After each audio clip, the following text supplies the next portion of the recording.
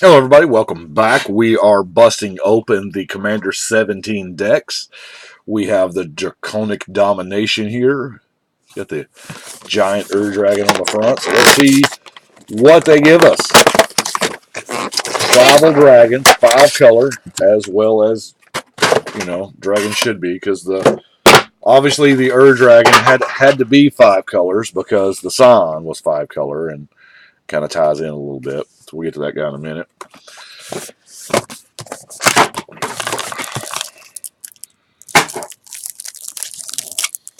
Trying to do this a lot quicker. That last video was 20 minutes, and that's a little long, even for me.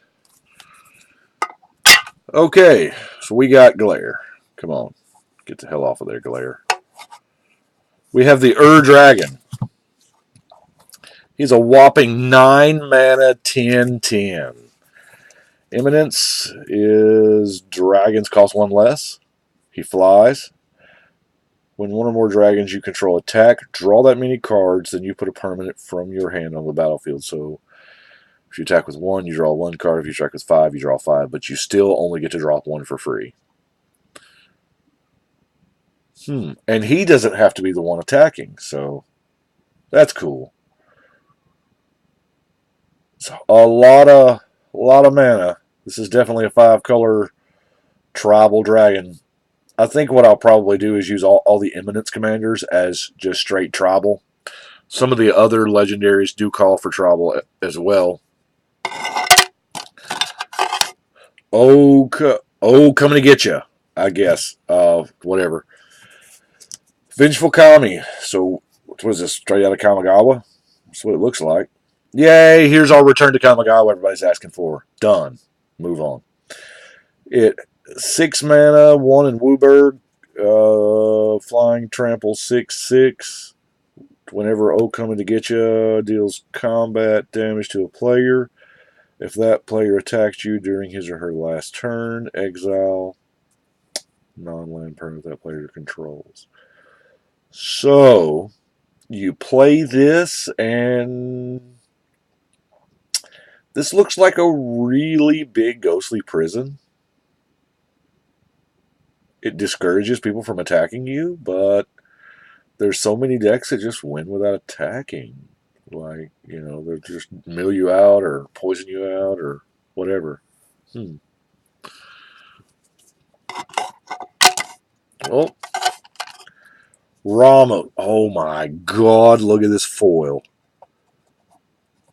Oh, son, look at that. Okay. I'm over it. Actually, I'm not. Ramos costs 6 for 4/4 flyer artifact. Whenever you cast a spell, put a 1/1 counter on him for each of that spell's colors. Remove 5 counters and get Progenitus mana. Increasing Savagery. Increasing Savagery puts 5 counters. With this, it'll put 6 on it. And then if you play Increasing Savagery from your graveyard, it'll put 10. Now, you can only activate this ability once each turn. So if you... I'm sure there's a lot of ways to go infinite with this. Even though the once each turn. Unwinding Clock will untap all your artifacts. So you can... This is going to be an interesting build for me. I'm definitely going to do this. I kind of want to do an Unwinding Clock door to nothingness thing. Ramos just pushes people through the door.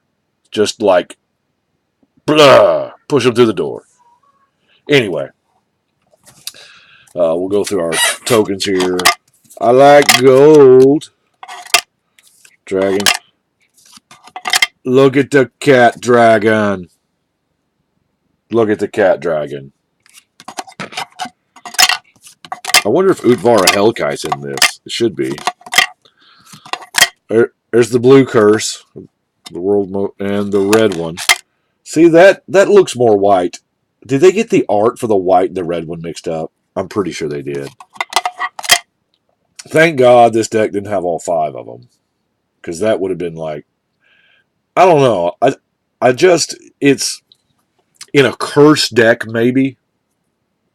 But I don't know. Another Herald's Horn. Mirror of the Forebears. 2 mana. You choose a creature type until end of turn. Becomes a copy of target creature you control the chosen type, except it's an artifact. So this is going to be your second copy of. Can't be legendary. Your second copy of Elvish Archdruid, or yeah, that's it really ratchets down the usability when you can't target legendaries. The Orator of Ojutai, O triple O, 2 mana, 0/4. As an additional cost to cast this guy, you may reveal a dragon. Defender flying. When it enters the battlefield, if you reveal a dragon or control the dragon as you cast it, you draw a card. Doesn't seem that strong. It might make bird tribal, though. Dragon Lord's Servant. Yeah, I see that one coming, along with the Speaker Shaman. Cultivate. Elemental Bond. I kind of like that, because the Elemental Bond works with the Cat Dragon tokens, and, obviously all the dragons.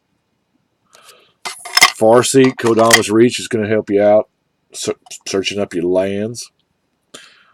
Rain of Thorns. How have I never seen this? Oh, I haven't seen it with bullet points, apparently. Savage Ventmaw. There we go. Savage Ventmaw. I like it. Armillary Sphere, Commander Sphere, Darksteel Ingot. It's got some 5-color, color solving. The Hedron, I think I would rather have had like another, like any color thing than, I don't know. Maybe I'm jumping the gun. Boots. Spell Bomb. They put a ring on it. The Wayfarer's Bauble. I'd have rather had the Expedition map, though.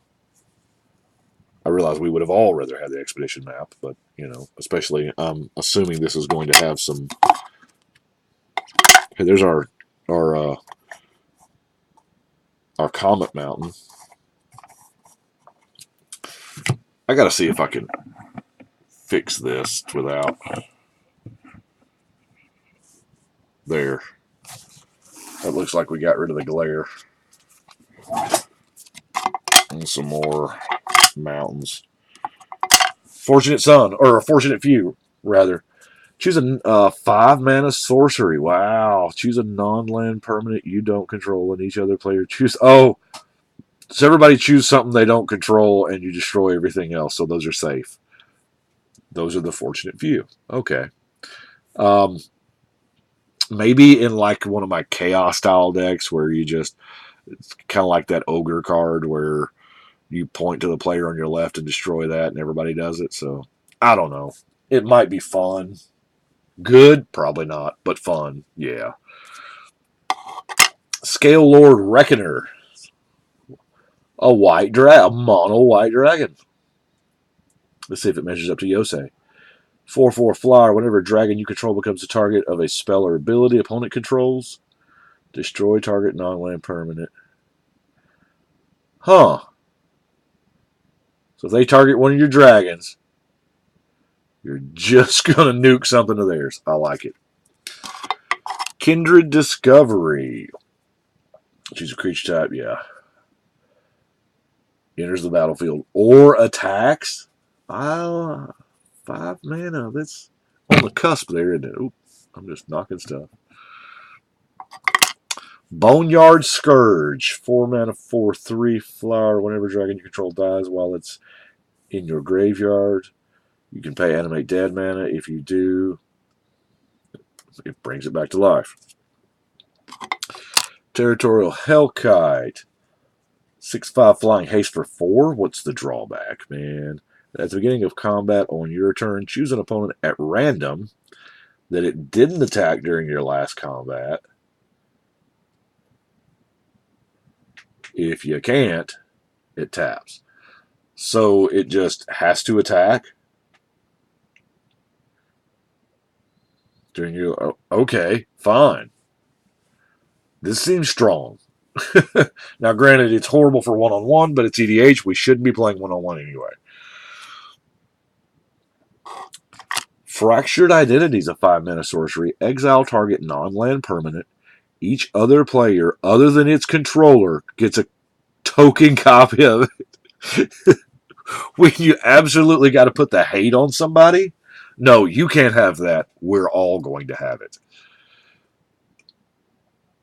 I wonder what the timestamp order would be like if you exiled somebody's Teferi and then 3 players got a Teferi. And what would be the time? Crazy stuff. Anyway, here is Tigum, the Ojitai Master. 4 mana, 4/3. Instant sorcery and dragon spells you control can't be countered. Instant sorcery and dragons. That's a sentence I never thought I would read. Whenever you cast an instant or sorcery spell from your hand, if this guy attacked this turn, that spell gains rebound. So he has to have attacked this turn. So I don't know, because we got a main phase instance in. We have to second main phase instance. So you can't do anything during your first main phase because you're going to want to swing with this guy. He seems pretty strong for like time stretch because, time stretch with rebound is living the dream. But yeah, I think that dragon word is just probably not going to play a part in the deck that I build with this guy. Wazatora. Wazatora makes babies. 5/4 flying trample. This is one of the ones I knew. It deals combat damage to a player. That player sacks a dude. If they can't, you get a baby. So she eats or she has a baby. There's a joke there somewhere, I'm sure of it. Ryusei, Scourge of Alcus. There it is, Utvara Hellkite. Absolutely one of the best dragons ever made. I know it's 8 mana, but in this deck, I was really hoping that they would put it in there because, man, to just double dragon. Sun Scorch Regent. Monastery Siege. Crux of Fate is, I've been using it in non-dragon decks, but it's really strong in dragons. Same thing with Deathbringer Regent. This is a great dragon. Painful Truce. Draw X cards and lose X life, where X is the number of colors. Yeah. Palace Siege. Crucible. That's a good include. Dragon Tempest. Creature with flying. It gains haste. Whenever dragon enters the battlefield under your control, it deals X damage, where X is the number of dragon. Wow. See, this right here with Uvara Hellkite is just just the Dragon Tempest trigger off swinging with all your dudes with Uvara. Boom, boom, boom. Yeah. Earthquake. That's kind of nice because, most of them fly and, yeah, it's an X spell. Hellkite Charger says whenever he attacks, whenever Hellkite Charger and Savage Ventmaw attacks, pay 1 mana and you get another combat step because Savage Ventmaw is amazing. Tyrant's Familiar, Frontier Siege. Atarka. Here again, another quarter rare, but this guy's amazing. I don't understand why he's so cheap. I guess because it's 7 mana, 6/4. He does die to a lot of stuff, flying and trample, but just all your dragons are going to get double strike when they attack, so that's sweet. Blade Wing the Risen, not Blue Eyes White Dragon. I don't know if there's any GOT fans out there, but this is a zombie dragon. Not spoiling anything, of course. Broodmate Dragon. Crosis. By the way, Crosis is sick. I love Crosis. In the Scion of the Dragon deck, he's one of the ones that you actually, just to nuke their hand. Oh, it's so good. Dramoka Intent. Boy, this thing's packed full of legendaries. Kalagon. Draco Genius. Ojitai. Hey, look at that. There's the Scion. Sulimgar, Spellbound, Teneb. Now, Teneb is also one that I search for in Sign of the Urdrago, simply because you want him to stay on the board so that your Scion, when your Scion, you spend the 2 mana, activate it, put it in the graveyard, and then Teneb can just bring it back into play. So it's kind of sick. Or you can go the whole Sun and Moon thing and just make the Scion keep being the same dude every turn. Fist of Suns. Didn't know that was there, but I really kind of like it. You may pay 5 mana rather than pay the mana cost for spells that you cast. So you can pay domain for your commander as many damn times as you want. No commander tax. This actually kind of fixes all of that high mana cost stuff. Steel Hellkite is our awesome removal, evidently. Crucible of the Spirit Dragon, Haven of the Spirit Dragon. It would have been cool if they had put like Ugin or something in here. Hey, there's the Comet Forest. I don't know if y'all can see it, but right there it is. Probably not. That sky's pretty light. This is an awful lot of basic land for a 5-color deck, people. Path of Ancestry. Tri-land, Command Tower. Tri-land. Wow, do they use like all 10 Tri-lands here? Wow, it looks like they did. And then all 5 Vivids. That doesn't seem like a very good... Because I would think that they would put in stuff like Transguild Promenade, Rupture Spire, stuff that's common that's not worth a lot, that could easily be reprinted and not affect anything. At least those in there anyway. Was there even a Terramorphic or Evolving Wild in there? As many basics there should be. Anyway. I'm not playing the deck as it is anyway. Y'all know I'm ripping it apart. But that is what we've got for the Dragon Tribe. I like it. I think there's some good reprints in there.